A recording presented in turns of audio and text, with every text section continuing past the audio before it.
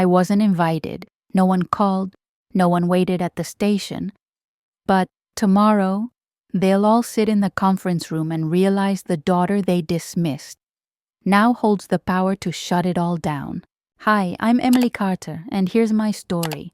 7 years had passed since I left Alabama.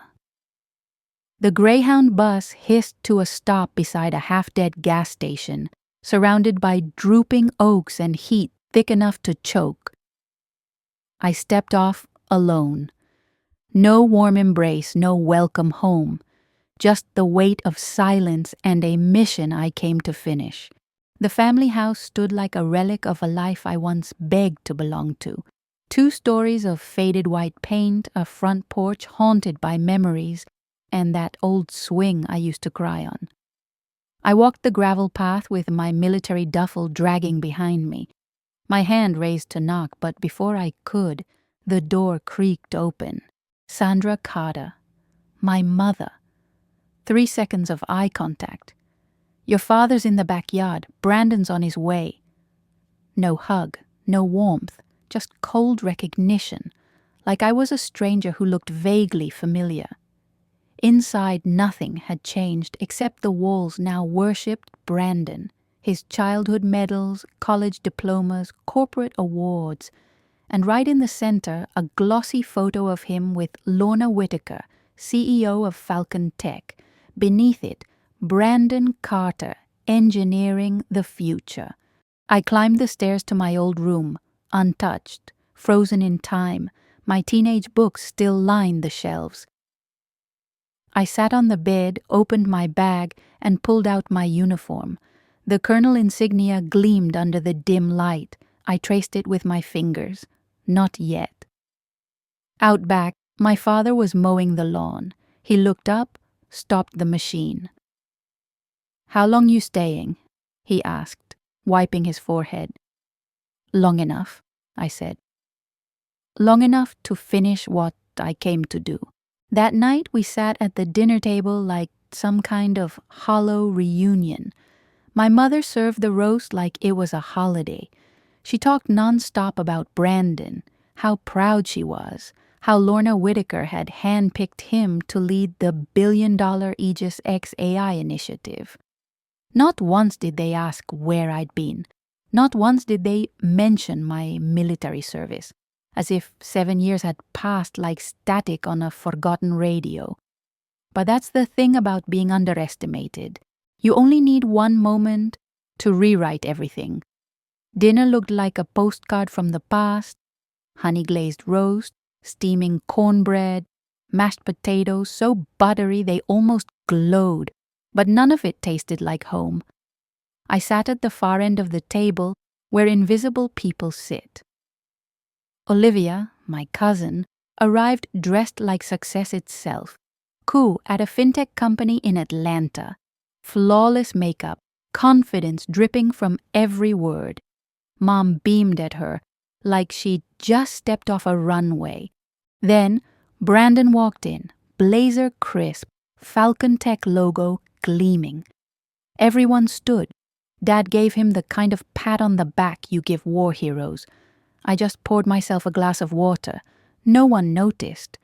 Mom raised her wine. "To Brandon," she said, voice shaking with pride. "Our very own technical director of the Aegis X initiative."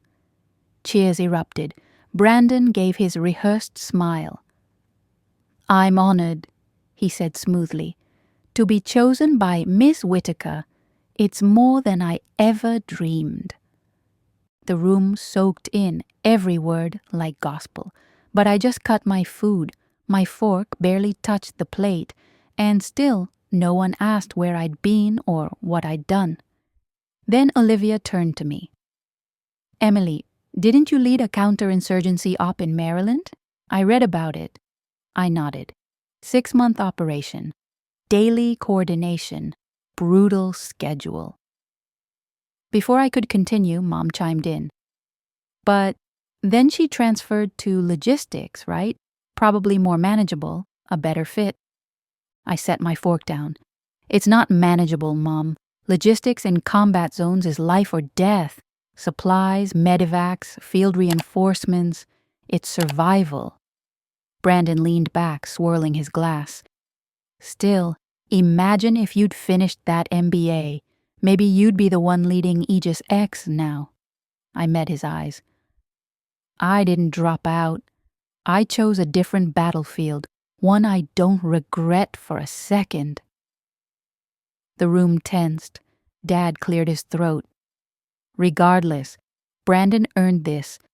Aegis X is historic. I nodded calmly. Which is exactly why external oversight is non-negotiable. Mom frowned. Oversight? I folded my napkin. Tomorrow morning, Colonel Emily Carter, appointed by the Department of Defense, will be present at Falcon Tech's review. I've been assigned to lead the independent audit of Aegis X. Silence, heavy and raw. Brandon blinked. You're the DOD auditor? I didn't blink.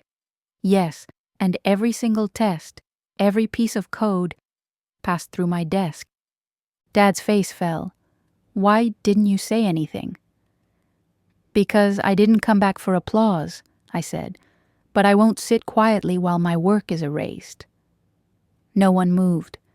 Olivia stared like she was witnessing a slow-motion crash. I stood up. Thanks for dinner. And just like that, I walked away from a table that had spent years pretending I wasn't there. Tonight they didn't just see me. They didn't know what to do with me. Falcon Tech towered like a glass fortress, buzzing with executives and military liaisons. I stepped out of the black car in full uniform. Every step I took on the marble floor echoed louder than the chatter around me. Inside the main conference room, the screen already glowed with the title, Aegis X, Government Oversight Briefing. Brandon stood at the podium, sleek and self-assured, explaining the system's architecture. His eyes scanned the crowd, then froze the second they landed on me. The air shifted, conversations quieted. Some of the top engineers recognized me. A few stood.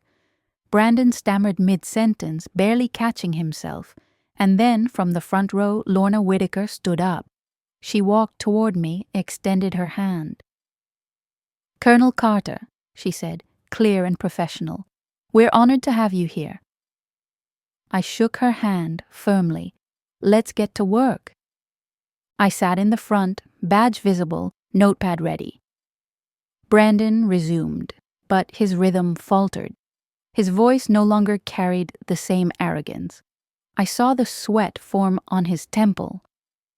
Midway through the presentation, I raised my hand. This encryption protocol, isn't it the same model rejected by DARPA in 2022 for instability? Brandon blinked. It's been reevaluated. I wrote it down without expression. We'll need full logs.